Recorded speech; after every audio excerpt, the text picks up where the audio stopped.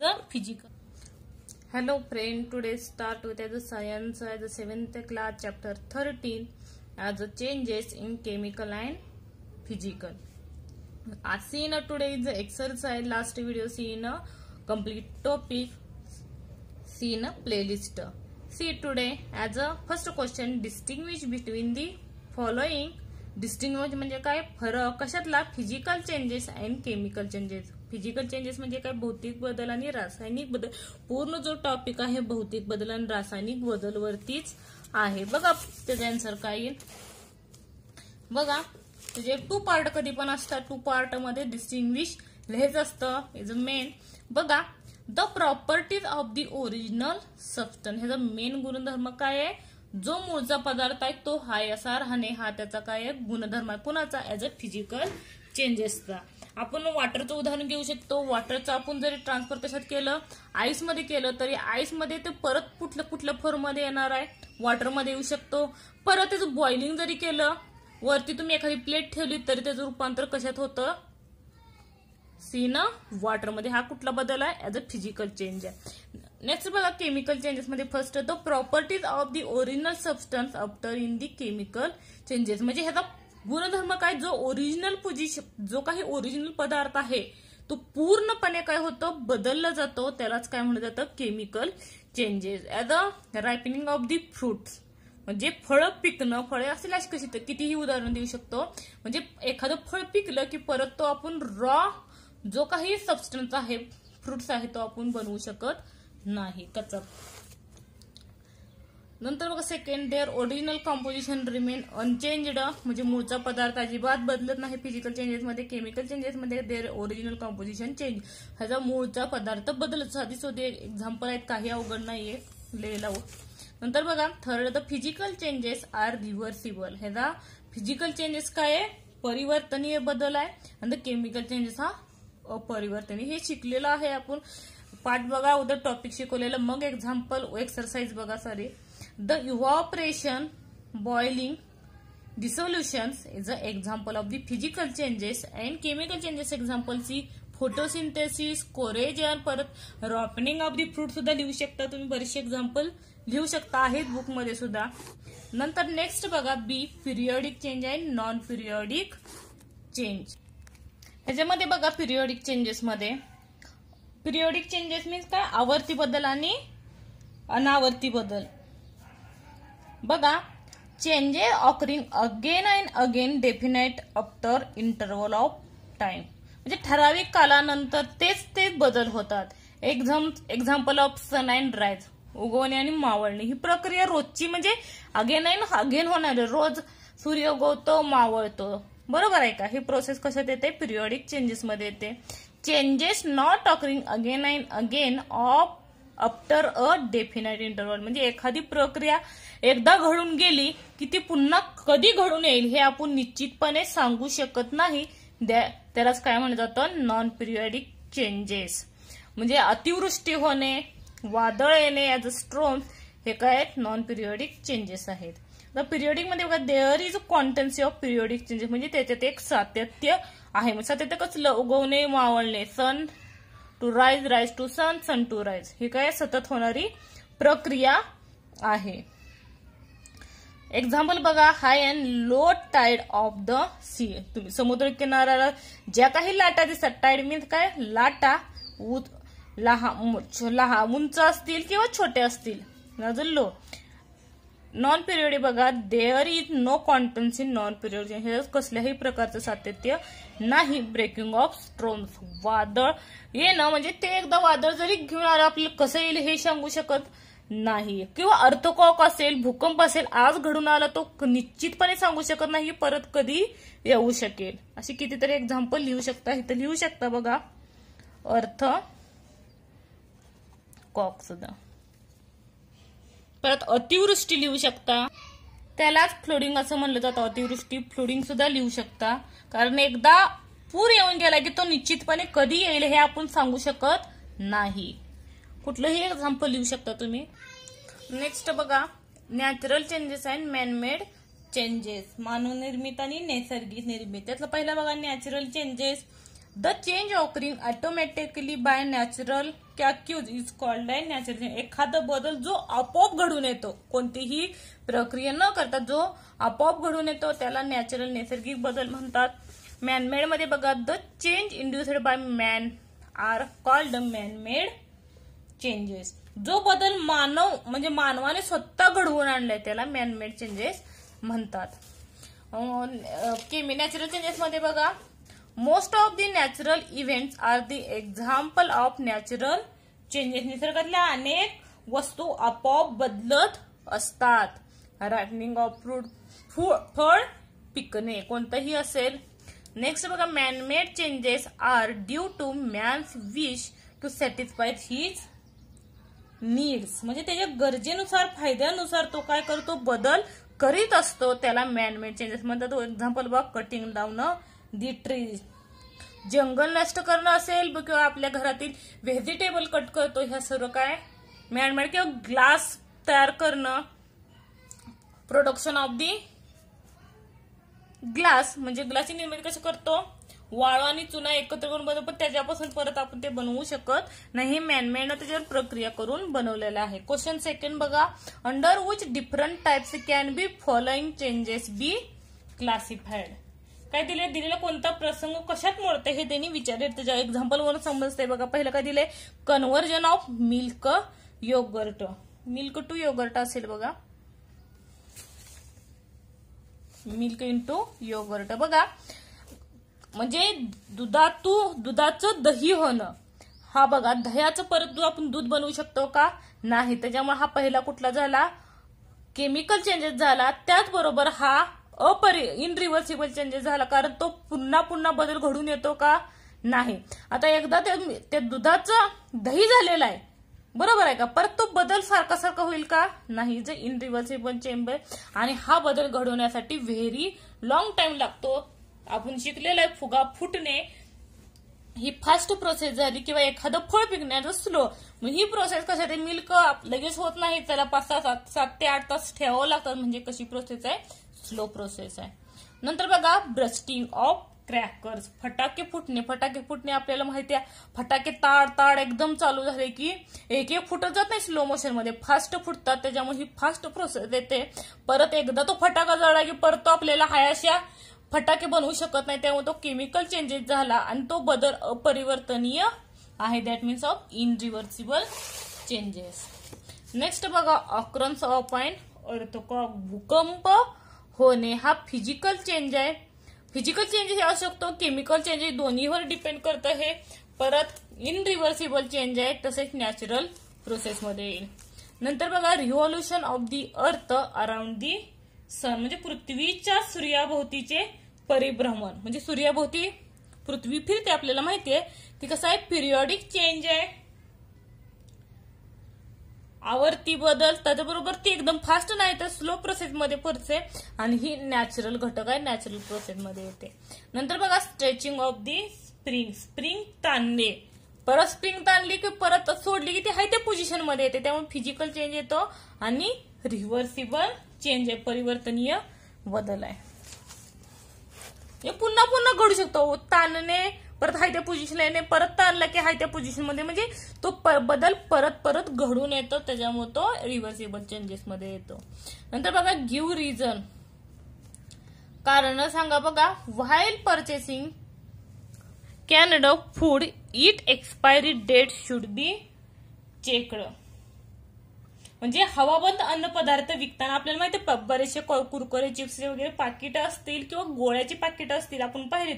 विकत घेताना त्याच्यावर वेस्टर्नावरील मुदतीची तारीख म्हणजेच एक्सपायरी डेट तपासून घ्यावी. का तपासून घ्यावी हे त्याचं रिझन सांगायचं आहे. बघा, आपल्या बऱ्याचशा वेळा सांगत जातं, आपले जे काही मेडिकल मधून म्हणजे आजारी असल्यावर आपण गोळ्या वगैरे मेडिकलमध्ये त्याच्यावरती बरेच जण सांगतात की एक्सपायरी डेट चेक करा. का चेक करा, बघा, this is the time limit during which the found the safe to eat.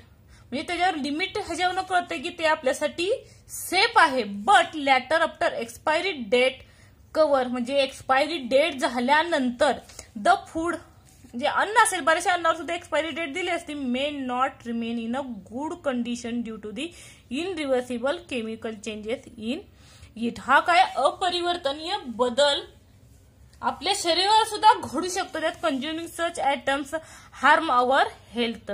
म्हणजे ते आपल्या शरीरावरती काय करू शकतात, घातक ठरवू शकतात. काही वेळा आपली डेड सुद्धा होऊ शकते, लक्षात ठेवा. कारण एक्सपायरेशन ते पॉइझन एक प्रकारचं तयार झालेलं असतं. There wall processing Canada food it expiry date should be checked. त्याच्यामुळे एक्सपायरी डेट चेक केली पाहिजे कधीही. नंतर बघा, an iron article should be given a coat of paint. आपल्याला माहिती आहे आयर्नची जी म्हणजे लोखंडाच्या ज्या काही वस्तू आहेत आर्टिकल्स, त्याच्यावरती पेंटचं म्हणजे पेंट का दिलेला असतो आपल्याला शिकवताना सांगितलं. कारण त्याची झीज कोरोजन जास्त प्रमाणात होतं जर ते बिना विदाउट पेंटचं ठेवलं असतं. बघा उत्तर ह्याचं, and iron article rust naturally which is corrosion. त्याच्यावरती काय होतं, नॅचरली शरण पाहावं लागतात. म्हणजे त्याच्यावरती तो तांबूस कलरचा रंग पाहिला असेल, ते काय करतात, तर जी काही आयर्नचे आर्टिकल्स आहेत due to the oxygen moisture vapour and chemical of the air, ही जे काही आर्टिकल आयर्नचे ते काय करतात, वीक बनवतात, कमजोर बनवतात, अनयुजेबल. आणि ते यूज म्हणजे करण्याच्याच लायक राहत नाही, कारण ते कमजोर झालेले असतात. कधी तुटतील हे सांगू शकत नाही. हे आपण घरी पावसाळ्यात जास्त करून चेक करू शकतो. पावसाळ्यात कसं असतं, मॉइश्चर जास्त असतं, ऑक्सिजन असतो आणि व्हेपर सुद्धा जास्त असतं रेनी सीझन मध्ये. Therefore due to keep iron article in better condition it should be given a coat of paint. आणि पेंट दिल्यामुळे ते काय होतं, हाय असे राहिले जातात, त्याची कुठल्याही प्रकारचं कोरोजन शरण पावत नाहीत. नेक्स्ट बघा, see a wooden article should be polished. म्हणजे वुडन म्हणजे जे काही लाकडाच्या वस्तू आहेत ते पॉलिश्ड का केली जातात, कारण बघा, a wooden is a organic substance that is affected by termites and fungus. Termite म्हणजे त्याच्यावर कीटके जे काय, त्याला कीटके काहीतरी म्हणतात बघा, ते कीटके असेल किंवा बुरशी असेल, सॉरी टर्माइट्स म्हणजे वाळवी, आणि जे काही फंगस बुरशी आहे लागण्याची शक्यता असते थोडीफार ओलसर असेल तर. आणि this naturally changes can be result in to the irreversible. आणि नॅचरली चेंजेस त्यात घडून येतो, काय होतं ते इनरिव्हर्सिबल बदल त्यात घडून येतो. It polish is applied to such wooden article the rate of natural changes slow down thus prevent this harmful changes. आणि ते यूज करायचं सुद्धा हार्मफुल, कारण एकतर नाही तर पूर्ण ते अनयुजेबल पण सुद्धा होऊ शकते. त्यात टर्माइट्स वगैरे वाळवी चढली की काय होतात, वीक होतात, कमजोर होतात, हे सुद्धा येऊ शकतात. कारण ते टर्माइट लागले की आपल्याला माहिती बारीक बारीक होलं पडतात आणि ते कुठंतरी जे वूड आहे ते काय होतं, खराब होण्याची शक्यता असते. दस prevent the article should be polished. म्हणून जे काही वुडनचे आर्टिकल आहेत, वस्तू आहेत, त्या पॉलिश केल्या पाहिजेत. डी बघा, copper and brass utensil should be tan. म्हणजे तांबे पितळ अशा प्रकारना भांड्यांना कलाई का दिली जाते. पुस्तकात आहे त्याची उत्तरं, छोटाच टॉपिक आहे त्याच्यामुळे मी काय पुस्तकात उत्तर दाखवली नाहीत. बघा, the metal like copper and brass gather a greenish layer due to the slow chemical changes. This is corrosion which happens due to oxygen moisture and vapour of chemical in the air. For the prevent the such corrosion copper and brass utensil are tinned. Moreover the tin utensil safer for cooking. म्हणजे तांबे पितळी Kneser काय होतात, हिरवट रंग चढलेला असतो आणि शरणाचा तो काय एक प्रकार आहे, कोरिजन मध्ये येतो. आणि कारण हवेतील जो काही ऑक्सिजन आहे, आर्द्रता, रसायने, वाफ, तांबे हे काय करतात, धातूवर प्रक्रिया करतात. तांब्याच्या वस्तू आपल्या घरी असेल आपल्याला माहिती आहे हिरवट कलर येतो. जास्त करून रेनी सीझन मध्ये हा प्रकार जास्त घडून येतो आणि हा आपण पाहूही शकतो. आपण पितळची जरी भांडी वरती कुठेही ठेवली विदाऊट पाणी भरता तरीही ते कसा होतात, एक हिरवट कलरचा रंग चढलेला असतो. कोणाच्या देवघरात देव सुद्धा बघा पितळचे असतात, पण त्याच्यावर एक हिरव्या रंगाचा कलर त्याच्यावरती चढला असतो. बघा चेक करून. मग त्याच्यामुळे काय केलं जातं, त्याच्यावरती एक प्रकारची कलही केली जाते, मेकिंग अ टाइनड. त्याच्यामुळे ते सेफ राहतात. किंवा पितांबरी सुद्धा यूज करतात बघा काही काही जणी, म्हणजे ते स्वच्छ निघून जावं म्हणून. नंतर बघा, अ ड्राय हँकरची, हँकरची मध्ये रुमाल माहित असेल, गेट वेट म्हणजे काय, ओलसर at once and dipping water but takes for a long wet handkerchief to dry. म्हणजे कोरडा रुमाल पाण्यात बुडवला तर लगेच ओला होतो, परंतु ओला रुमाल वाळवण्यास वेळ लॉंग टाइम का लागतो हे विचारलंय. बघा, अ ड्राय हँकरचीफ ऍब्सॉर्ब दी वॉटर. म्हणजे ड्राय जो हँकरचीफ आहे, रुमाल आहे, तो काय करतो, पाणी लगेच शोषून घेतो. Once it is dipped in to the water this is fast change. हा कुठला बदल आहे, लगेच म्हणजे फास्ट प्रोसेस मधला बदल येतो. But drying such moist handkerchief is a slow process. परंतु जो काही मॉइस्ट असलेला हँकरचीफ आहे, मॉइस्ट म्हणजे काय, म्हणजे पाण्यात बुडवलेला जो काही रुमाल आहे, जेव्हा तुम्ही वाळायला घालता ती प्रोसेस कशी होते, स्लो होते, according to evaporation. Evaporation is a physical change. Evaporation हा कुठला बदल आहे, फिजिकल चेंजेस आहेत. Depends of the atmospheric temperature. हे कशावर डिपेंड करतं, ड्राय होणं हँकरचीफ हे ऍटमॉस्फेरिक जो काही वातावरणातील जे काही टेम्परेचर आहे, तापमान आहे, त्याच्यावर घडून येतं. कारण उन्हाळ्यात बघा लवकर कपडे वाळतात, पण तेच रेनी सीझन मध्ये किंवा विंटरमध्ये बराचसा लॉंग टाइम लागतो, कारण त्याची ह्युमिडिटीवर ते ठरतं, आर्द्रतेवर, शोषून घेण्यावर. उन्हाळ्यात वाळू शकतो, बरोबर आहे का. It is a there for takes a long for drying of wet handkerchief. Next बघा 4.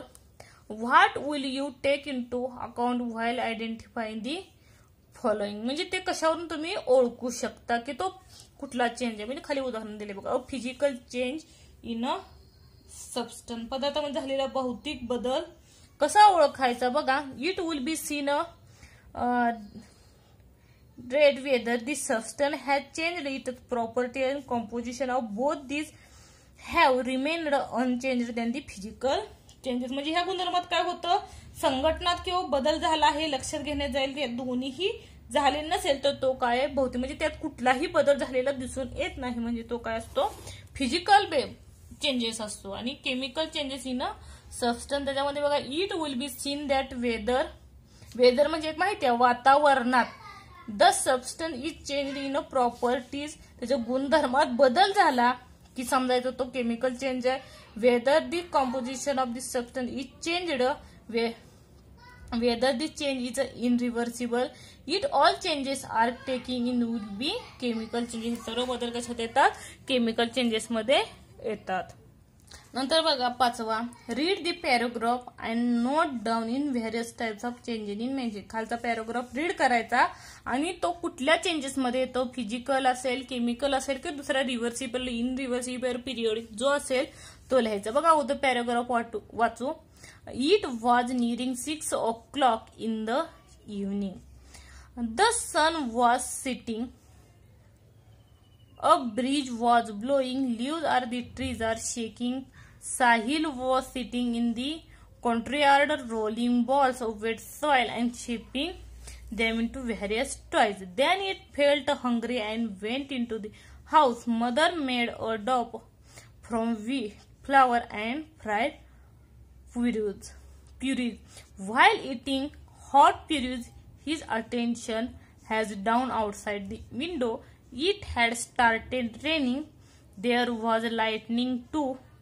Sahil was enjoying the dinner in the dim light.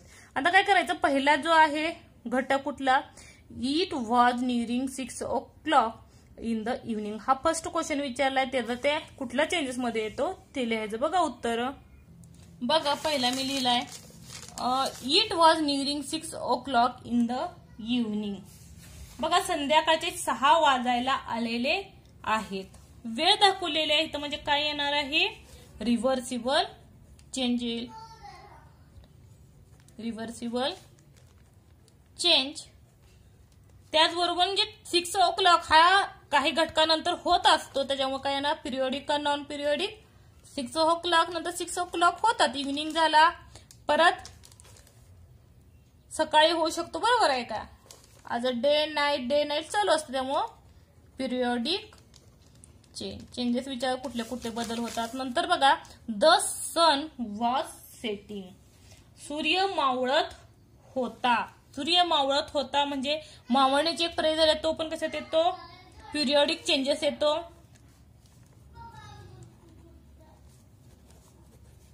Periodic changes. आणि सन वॉज सिटिंग, म्हणजे कुठला हा बदल आहे? रिव्हर्सिबल, परिवर्तनीय. म्हणजे ती प्रक्रिया सतत होत राहते, त्याच्यामुळे कशात येतात? Reversible changes. परत बघा, अ ब्रीज वॉज ब्लोईंग, मंद वारा सुटला, म्हणजे कशात येणार? फिजिकल चेंज येईल पहिला. वारा म्हणल्यावर बरोबर आहे का? Physical change. त्याचबरोबर तो परत वारा कधी येऊ शकतो आपल्याला माहिती आहे का? ब्लोईंग नाही, त्याच्यामुळे non periodic. Non periodic change येणार, चेंजेस. नंतर बघा, leaves on the trees were shaking, झाडाची पाने काय होतात? हलत आहेत, म्हणजे कुठला चेंजेस येणार? आता फिजिकल चेंज येणार, बरोबर आहे का? एक एक लिहिलं तरी काही चुकणार नाही, जे आपल्याला माहिती आहे ते लिहू शकता. आणि पिरियडिक चेंजेस. नेक्स्ट बघा, Sahil was sitting in the courtyard rolling balls of wet soil and shaping them into various toys. बघा, साहिल अंगणात मातीचे गोळे बनवून त्यापासून वेगवेगळी खेळणी तयार करीत बसला होता. म्हणजे मातीचे गोळे बनवतोय म्हणलं, त्याच्यापासून गोळ्यापासून परत माती बनवतोय, म्हणजेच काय येईल? Physical change. जेवढं माहिती आहे तेवढंच लिहिलंय. परत बघा दुसरा, जास्त लिहायची गरज नाही. Then a felt hungry and went in to the house. तो काय झालाय? खूप भुक्या झालेला आहे आणि तो घरात गेला. हे तर काय आहे बघा, हँग्री झालाय तो. फेल्ट हँग्री म्हणजे कशात येईल तो? भौतिक बदल मध्ये येईल, बरोबर आहे का?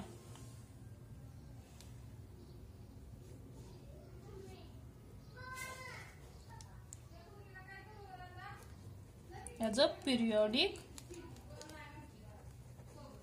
चेंजेस.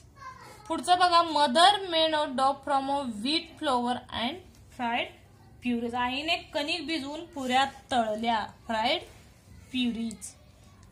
कुठला बदल येईल? ॲज अ फिजिकल चेंज येईल.